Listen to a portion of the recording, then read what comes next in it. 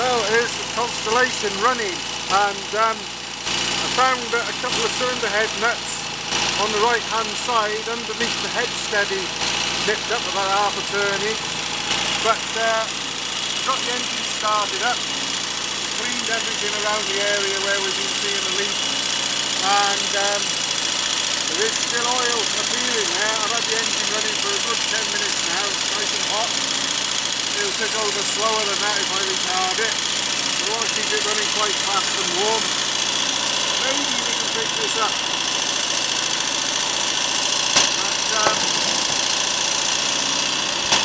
But see that I've reduced the leakage by tightening those head nuts, which also correspondingly tighten the barrels down to the crankcase. I don't know that the camera will pick this up, but right at the bottom of the right hand cylinder barrel I can see bubbly and oil coming from the joint. Now there's still a leak there, but there's nowhere near as much as there had been. So that tells me I think it might be coming from the cylinder base gasket rather than the crankcase joint. So I'm tempted to gamble, take the top end off this.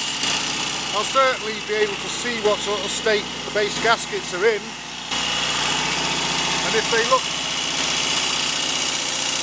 a little bit past their best,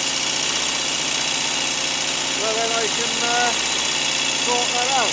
But certainly it doesn't appear to be coming from the crankcase centre line or joint line, which is very good news, because I thought originally it was, and that the engine was going to have to be totally stripped down. But the more I think about it now, by the looks of it, I would say that's probably actually the right hand cylinder base gasket that's responsible. I'm going to keep the engine running for a little while longer, but I'm thinking along the lines of doing it. Ah look, we've got oil there now coming down the front as well. Now we wouldn't have had that when I was riding the bike, because the air blowing through would have shoved that back. I think we've got a dodgy base gasket, so okay. Yeah, I think that's proof enough and very encouraging for me that we're perhaps not going to have to strip the entire engine after all, but the top end will have to come apart. But that's a lot less of a job. It'll save me a lot of time and the owner a lot of money if I'm right with what I suspect. So that's what I'll do. I'll get stuck in, get the cylinder heads and the cylinder barrels off, and I think that might just be as far as I have to go to sort the problem out.